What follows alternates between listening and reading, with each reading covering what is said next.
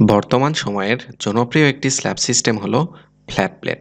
জনপ্রিয় হবার প্রধান কারণ হলো বিম না থাকার কারণে ইন্টেরিয়র লুক সুন্দর আসে।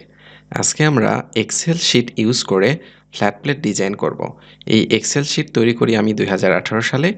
এই শিটের বিশেষত্ব হলো এখানে ডিজাইন ডাটা ইনপুট দিলে নিমিষের মধ্যেই ম্যাজিকের মতো ডিজাইন ভ্যালু এর সাথে স্ল্যাবের ডিটেলিংও শো করবে।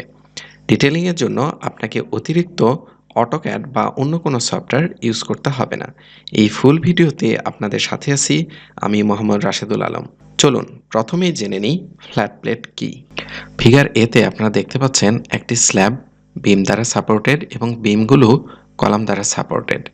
যদি এই স্ল্যাব সিস্টেমে কোনো বিম না রাখা হয় তখন এটা দেখতে এই ফিগারটার মতো মনে হবে যে একটি স্ল্যাব শুধুমাত্র কলাম দ্বারা সাপোর্টেড, এখানে কোনো বিম থাকবে না। কোনো বিম না থাকার কারণে এটা দেখতে একটি ফ্ল্যাট প্লেটের মতো মনে হয়, যার কারণে এটার নামকরণ করা হয়েছে ফ্ল্যাট প্লেট।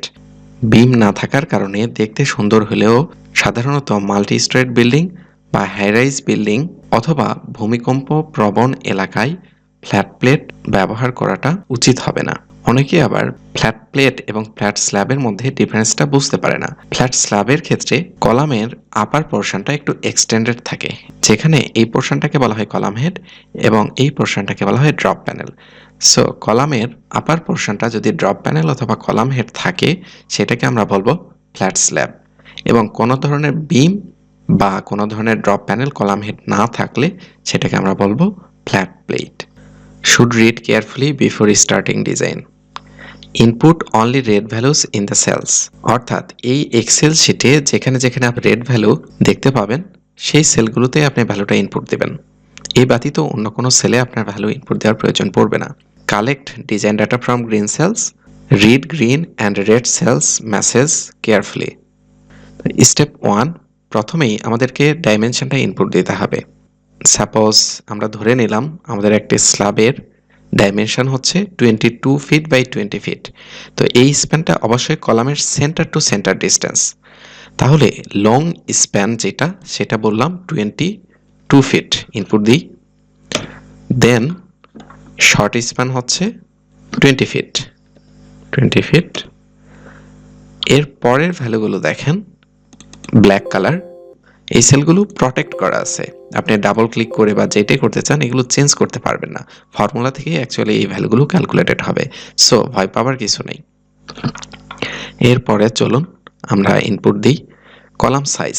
সাপোজ আমরা ধরে নিলাম আমাদের column 24 inch by 24 inch, 24 by 24। Then আমাদের লাগবে ইফেক্টিভ কাভার, এটা সাধারণত 1.5 ইঞ্চ হয়। দেন রেইনফোর্সমেন্ট FY ইল স্ট্রেংথের ভ্যালুটা, তো বাংলাদেশে যে বা বারগুলো ইউজ হয় সেগুলো সাধারণত 500 MPa হয়ে থাকে, যেটাকে KSI কনভার্ট করলে হয় 72.5। এন্টার। এখন কংক্রিটের FC প্রাইমের ভ্যালু, FC প্রাইমের ভ্যালু সাধারণত স্টোন চিপস ইউজ করলে 3 KSI হয়, আর ব্রিক চিপস ইউজ করলে 3 KSI এর চাইতে কম হবে। আমরা এখানে 3 KSI রাখলাম। দেন আমাদের ইনপুট দিতে হবে স্ল্যাব থিকনেস। স্ল্যাব থিকনেস এখানে দেখেন অটোমেটিক্যালি একটা ক্যালকুলেশন করে নিছে 8 ইঞ্চ। এখন আপনি চাইলে এখান থেকে যদি মনে করেন আমি একটু কম বেশি করব তাহলে রেড ভ্যালুটা ইনপুট দিবেন, 8 বা 7 এগুলো ইনপুট দিতে পারেন। তো যেহেতু ক্যালকুলেশনে 8 আসে আমরা এটাকে 8ই রাখলাম। এরপর হচ্ছে সার্ভিস লোড। সেলফ ওয়েটটা অ্যাকচুয়ালি ক্যালকুলেট করার দরকার নাই, এটা এই থিকনেস থেকে সেলফ ওয়েটটা চলে আসবে। Dead load excluding self wait, এখানে যে ডেড লোডটা ইনপুট দিবেন সেটা অবশ্যই সেলফ ওয়েট ব্যতীত। তো এখানে আমি 120 PSF ইনপুট দিলাম। তো এখানে মনে হতে পারে যে ডেড লোডটা এত বেশি কেন হচ্ছে। বেশি হওয়ার কারণটা হচ্ছে এখানে বিম না থাকার কারণে স্ল্যাবের উপরে যতগুলো ওয়াল থাকবে সবগুলোই পার্টিশন ওয়াল হিসেবে বিবেচনা করতে হয়। এই জন্য এই শুধু পার্টিশন ওয়ালেরই ডেড লোড দেখা যায় 80 PSF এর চাইতে বেশি হয়। লাইভ লোড সাধারণত রেসিডেন্সিয়াল বিল্ডিংয়ের জন্য BNBC 2020 অনুযায়ী 40 PSF, সো অন্য কোনো অকুপেন্সির জন্য হলে এই ডিজাইন ডাটাগুলো সেভাবে আপনারা ইনপুট দেবেন। আচ্ছা, তাহলে এখান থেকে দেন আমাদের একটা মেসেজ আসছে যে not okay, design shear reinforcement or increase age. That means এখানে শেয়ার রিইনফোর্সমেন্ট ডিজাইন করতে বলা হচ্ছে। শেয়ার রিইনফোর্সমেন্ট আমাদের কেন ডিজাইন করতে হবে চলুন দেখি। এখানে ফ্ল্যাট প্লেটের একটি ফেলার মোড দেখানো হচ্ছে। এই ফেলার মোডটাকে বলা হয় পাঞ্চিং শেয়ার ফেলার।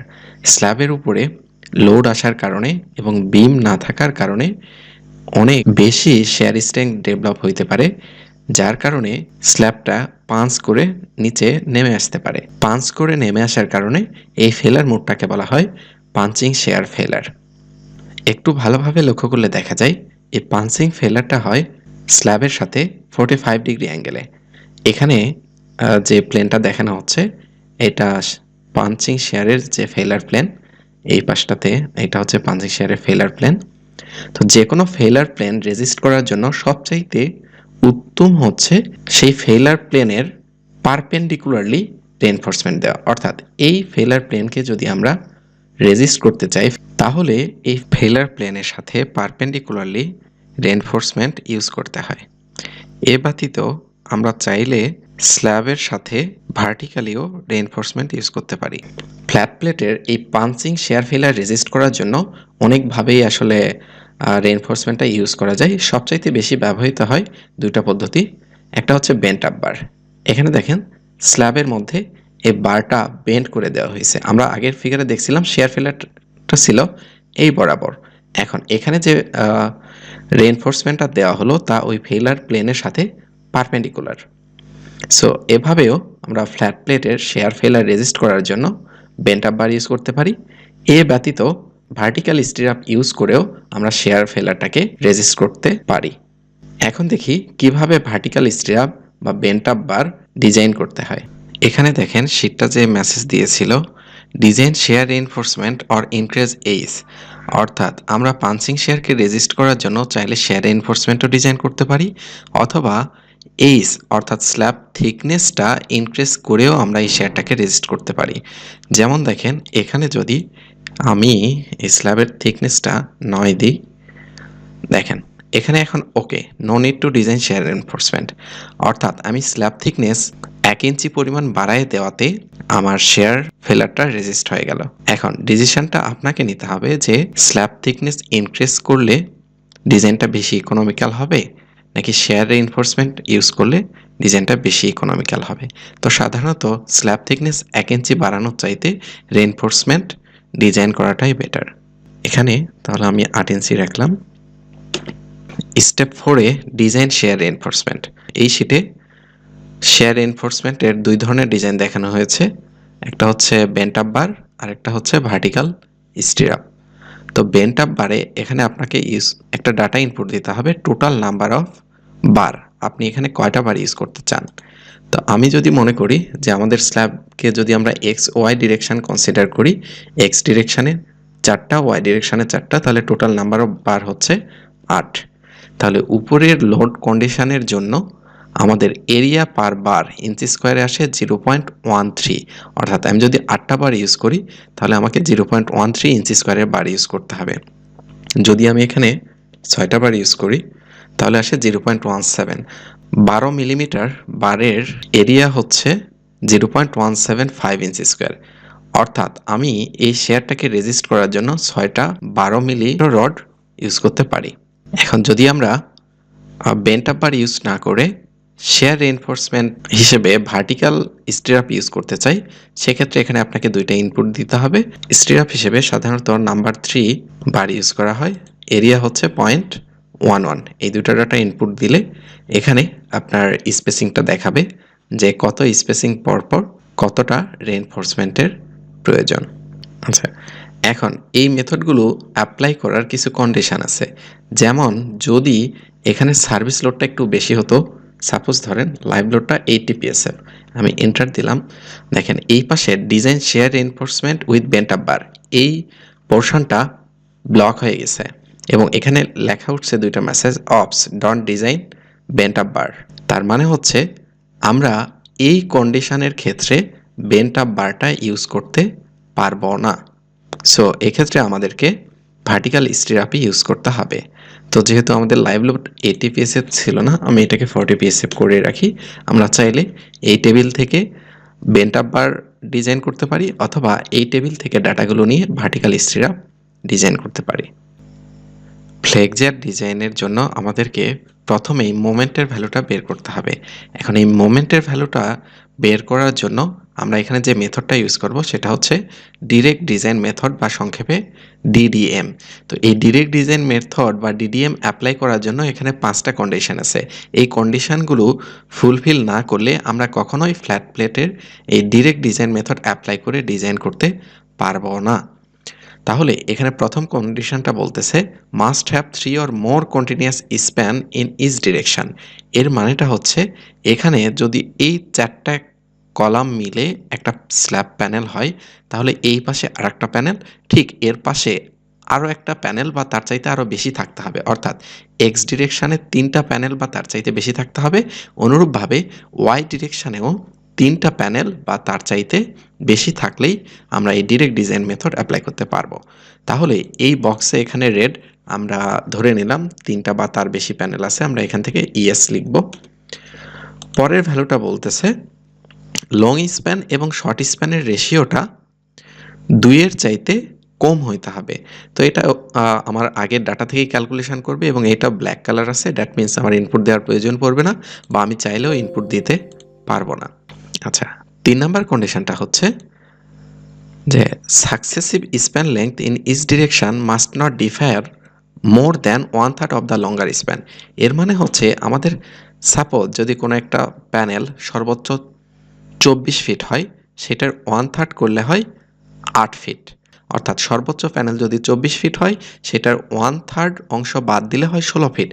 ঠিক এখানে যতগুলো স্প্যান থাকবে সব এই 16 ফিট থেকে 24 ফিটের মধ্যে হইতে হবে।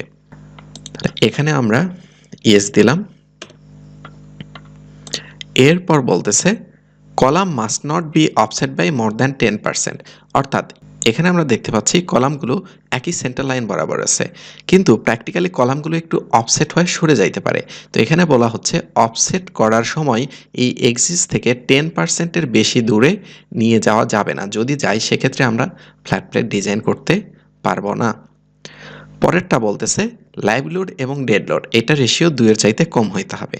তো এই সবগুলো কন্ডিশন যদি ইয়েস হয়, তাহলেই congrats, you can use direct design method. এখন বাই চান্স আমরা যদি কোনো একটাতে নো দিয়ে দিই, তাহলে এখান থেকেই আমাদেরকে মেসেজ দিয়ে দিবে oops, you can not use DDM. So আমরা এখান থেকে জাস্ট ইয়েস নো সিলেক্ট করব। যদি এই 5টা কন্ডিশন ফুলফিল করে আমরা অবশ্য ডিরেক্ট ডিজাইন মেথড ইউজ করব, যদি ফুলফিল না করে ডিরেক্ট ডিজাইন মেথড ইউজ করব না। এখানে আরেকটা গুরুত্বপূর্ণ বিষয় হচ্ছে, যেহেতু ফ্ল্যাট প্লেটে কোনো বিম থাকে না, এজন্য একটা কলাম থেকে অন্য কলাম বরাবর যে স্প্যানটা থাকে, এই স্প্যান বরাবর আমরা একটা রিজিয়নটাকে কলাম স্ট্রিপ হিসেবে কনসিডার করে সেখানে নেগেটিভ এবং পজিটিভ বার অ্যাড করি। এজন্য কলাম স্ট্রিপ এবং মিড স্ট্রিপ আমাদেরকে সিলেক্ট করতে হয়। আমরা কলাম স্ট্রিপ বের করার সময় যদি আমাদের এই স্প্যানটা L2 হয়, তাহলে এই কলামের সেন্টার লাইন থেকে L2/4 এবং এই পাশ থেকে L2/4 পর্যন্ত ডিস্টেন্সটা হবে আমাদের কলাম স্ট্রিপ। অনুরূপভাবে এই কলাম থেকে L2/4 পরিমাণ ডিস্টেন্স হবে কলাম স্ট্রিপ। মাঝখানে যতটুকু অংশ ফাঁকা থাকবে সেটাকে বলা হবে মিডল স্ট্রিপ। কলাম স্ট্রিপ এবং মিডল স্ট্রিপ এই দুইটা রিজিয়নে এখন আমাদেরকে রিইনফোর্সমেন্ট ডিজাইন করতে হবে। এখন এখান থেকে আমাদের সিলেক্ট ডিরেকশন, অর্থাৎ কোন ডিরেকশানে আমরা রেইনফোর্সমেন্ট ডিজাইন করতে চাচ্ছি। অপশান আছে 2টা, calculate long direction, calculate short direction. আমরা লং ডিরেকশানের রেইনফোর্সমেন্ট ডিজাইন করব নাকি শর্ট ডিরেকশানে, এখান থেকে জাস্ট আমরা ক্লিক করে এই ভ্যালুগুলো চেঞ্জ করতে পারি। তো আমি চাচ্ছি লং ডিরেকশানে ক্যালকুলেট করতে, তাহলে এখান থেকে লং ডিরেকশন সিলেক্ট করে রাখবো। দেন পরের স্টেপে বলা হচ্ছে সিলেক্ট স্প্যান টু ডিজাইন। এখন এই স্প্যান টু ডিজাইন এখানে বলা হচ্ছে যে এন্ড স্প্যান আর ইন্টেরিয়র স্প্যান, আমরা এন্ড স্প্যান ডিজাইন করব নাকি ইন্টেরিয়র স্প্যান ডিজাইন করব। তো এইটা বোঝার জন্য আমরা দেখি যে এন্ড স্প্যান কি, ইন্টেরিয়র স্প্যান কি। এন্ড স্প্যান হচ্ছে যে কোনো একটা পাশ এন্ড থাকবে, এখানে দেখেন এই পাশটা কিন্তু কন্টিনিউয়াস না, বাট এই পাশটা দেখেন কন্টিনিউয়াস। অর্থাৎ যে কোনো একটা পাশ এন্ড থাকলেই সেটাকে আমরা বলবো এন্ড স্প্যান। বাট এই স্প্যানের ক্ষেত্রে দেখেন এই স্প্যানটা তার যে সাপোর্ট আছে দুই পাশে, সাপোর্টের দুই পাশে এই পাশেও কন্টিনিউয়াস এবং এই পাশেও কন্টিনিউয়াস, এরকম হলে সেটাকে আমরা বলবো ইন্টেরিয়র স্প্যান। সো আমরা অপশন থেকে এখানে সিলেক্ট করব আমাদের স্ল্যাবটা এন্ড স্প্যান নাকি ইন্টেরিয়র স্প্যান। তো আমি এখান থেকে সিলেক্ট করে দিলাম যে ইন্টেরিয়র স্প্যান। তাহলে জাস্ট এটার উপর ক্লিক করলাম। এখানে বলা হচ্ছে চেক ফাই অ্যান্ড ডি। তো আমরা যে ডিটা প্রোভাইড করছি সেটা ওকে আছে কিনা, এখানে মেসেজ উঠছে phi is okay, d provided is okay. That means এই ভ্যালুটা ওকে আছে, আমাদের কোনো প্রবলেম নাই। বাই চান্স দেখেন যদি এখানে স্ল্যাব থিকনেস যদি 2 এন্টার দেওয়া থাকতো, তাহলে দেখেন এখানে মেসেজ আসছে যে নট ওকে ইনক্রিজ ডি, অর্থাৎ মোমেন্টের ভ্যালু নেওয়ার জন্য এই ডি এর ভ্যালুটা ওকে না, আমাকে ইনক্রিজ করতে হবে। সো এখানে আমি আগের ভ্যালুটাই রাখলাম। এখানে মোমেন্টের ভ্যালুগুলো দেখানো হয়েছে। সো আপনি এগুলো চাইলে স্কিপ করতে পারেন বা চাইলে এখান থেকে চেক করে দেখতে পারেন হ্যান্ড ক্যালকুলেশন করে ভ্যালুগুলো ঠিক আছে কিনা। এখানে একটা ভ্যালু আপনাকে ইনপুট দিতে হবে যে শ্রিঙ্কেজ এবং টেম্পারেচারের জন্য আপনি কোন বারটা ইউজ করবেন। তো যদি এখানে আপনি 3 নাম্বার বার ইউজ করেন তাহলে এটার এরিয়া হচ্ছে 0.11 ইঞ্চি স্কোয়ার। ব্ল্যাক কোনো সেলে কোনো ডাটা ইনপুট দেওয়ার প্রয়োজন নেই।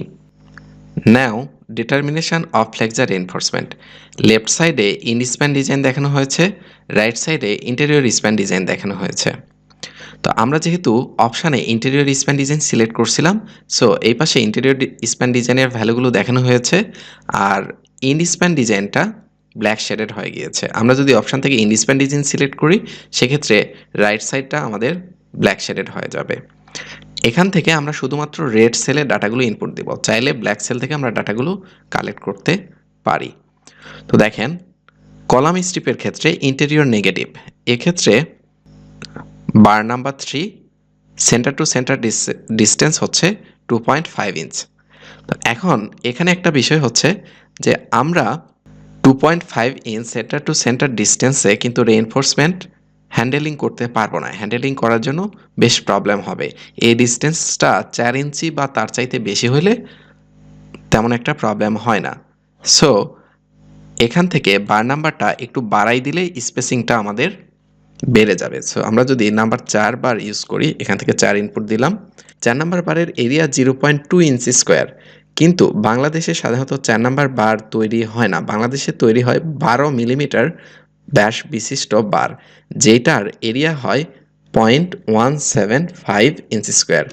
বলার সময় 4 নাম্বার বার বললেও এখানে এরিয়াটা 0.2 ইঞ্চি স্কোয়ার ইউজ না করে 0.175 ইঞ্চি স্কোয়ার ইউজ করব।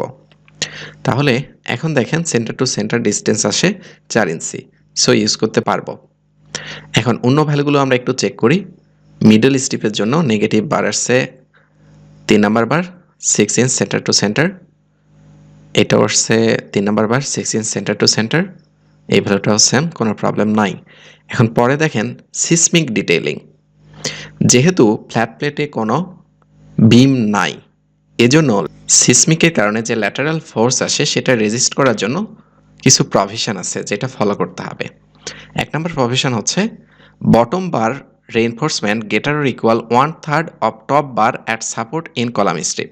অর্থাৎ কলাম স্ট্রিপে টপে যে রেইনফোর্সমেন্ট থাকবে তার 1/3 বা তার চাইতে বেশি রেইনফোর্সমেন্ট বটম বারে থাকতে হবে। তো এখান থেকে আমরা জাস্ট চেক করবো এটা ওকে আছে কিনা। সো ওকে আছে, কোনো প্রবলেম নাই। যদি নট ওকে থাকে সেক্ষেত্রে এখানে নতুন করে আমাদের বার ডিজাইন করতে হবে, এখান থেকে ভ্যালুটা ইনপুট দিতে হবে। 2 নাম্বার কি বলতেছে, at the support column strip 1/4 of the top bar must be continuous. অর্থাৎ কলাম স্ট্রিপের যে বারগুলো থাকবে তার 1/4 ফুল স্প্যান জুড়ে কন্টিনিউয়াস রাখতে হবে। At mid span in both column strip and mid strip half of bottom bar must be continuous. অর্থাৎ column strip বা mid স্ট্রিপের জন্য বটম বার যেগুলো থাকবে তার অ্যাটলিস্ট অর্ধেক অংশ ফুল স্প্যান জুড়ে কন্টিনিউয়াস রাখতে হবে। এই বিষয়টা আমরা এই ফিগার থেকে আরও ক্লিয়ারলি বুঝতে পারবো, অথবা এখানে বলা আছে কাট অফ ডাইমেনশন। এটা কি মিন করে, এই ফিগারটা ভালোভাবে লক্ষ্য করলে দেখা যায় কলাম স্ট্রিপ এবং মিডল স্ট্রিপ এখানে যে রেইনফোর্সমেন্টগুলো দেওয়া হবে, নেগেটিভ বারগুলো ঠিক কতটুকু দূরত্বে আমরা কাটতে পারবো, সেই ডাইমেনশনগুলো এই কাট অফ ডাইমেনশন এখানে দেখানো হয়েছে। যেমন ধরেন আমরা যদি মিডল স্ট্রিপের ক্ষেত্রে বটম বারের কথা চিন্তা করি, এখানে দেখেন এই যে 50% মানে অর্ধেক বার আমাদের পুরা স্প্যান জুড়ে কন্টিনিউয়াস রাখা হয়েছে। বাট বাকি অর্ধেক রিমাইন্ডারটা কি করছে, এই পর্যন্ত আসার পর এখানে কিছু অংশ কেটে নেওয়া হয়েছে। তো এখানে এই কাট অফ অংশটা হচ্ছে 0.15 এলএন। তাহলে এই 0.15 এলএনের ভ্যালুটা এখানে দেখেন 36 ইঞ্চ। অর্থাৎ আমরা চাইলে এখান থেকে এই 36 ইঞ্চ পরিমাণ রেইনফোর্সমেন্টটা কেটে নিতে পারি। আচ্ছা, ইঞ্জিনিয়ার অ্যাকচুয়ালি যখন ডিজাইন করে, ইঞ্জিনিয়ার চাইলে ফ্যাক্টর অফ সেফটি কোডের চাইতে একটু বেশি ধরে নিতে পারে, বাট কোডের চাইতে কখনোই কম ধরতে পারবে না। সো এক্ষেত্রে সাজেশন হচ্ছে বটম বারটা কাট অফ না রেখে চাইলে পুরোটা কন্টিনিউয়াস রাখা যেতে পারে। এই গেল আমাদের সব ক্যালকুলেশনের ব্যাপার স্যাপার। এখন এখান থেকে ডিরেক্টলি আপনাকে ড্রয়িংটাও প্রোভাইড করবে। এখানে দেখেন আমরা অপশানে সিলেক্ট করছিলাম ইন্টেরিয়র স্প্যান এবং long direction. So detailing of interior span in long direction, এখানে কিন্তু আমরা ডিটেইলিংটা পেয়ে গেছি। সাপোজ আমরা যদি এখানে চেক করি ইন্টেরিয়র সাপোর্ট কলাম স্ট্রিপ, এখানে দেখেন রেড কালারের যে লাইনগুলো আছে এগুলো বার, এই বারগুলো হচ্ছে রেইনফোর্সমেন্ট। তাহলে এগুলো লেংথও দেওয়া আছে যে এই বারটা 10 ফিট 6 ইঞ্চি এবং এই বারটা 14 ফিট 6 ইঞ্চি, এবং এই বারগুলো কত দূর পর পর বসবে দেখেন 4 নাম্বার বার 4 ইঞ্চি সেন্টার টু সেন্টার। এইটাই কিন্তু আমরা দেখছিলাম ক্যালকুলেশনে।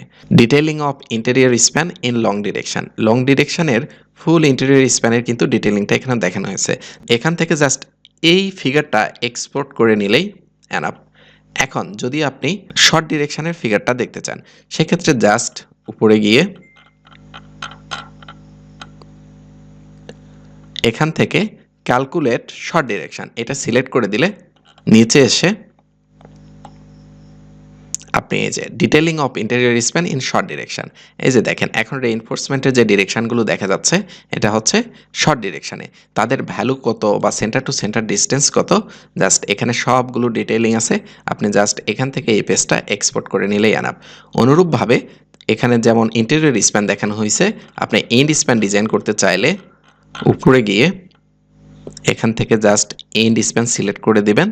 এখান থেকে যদি লং ডিরেকশন চান লং ডিরেকশন সিলেক্ট করে দিবেন। নিচে এসে এই যে দেখেন detailing of end span in long direction. সবাইকে অসংখ্য ধন্যবাদ ধৈর্য সহকারে ফুল ভিডিও দেখার জন্য। দেখা হবে পরবর্তী কোনো ভিডিওতে।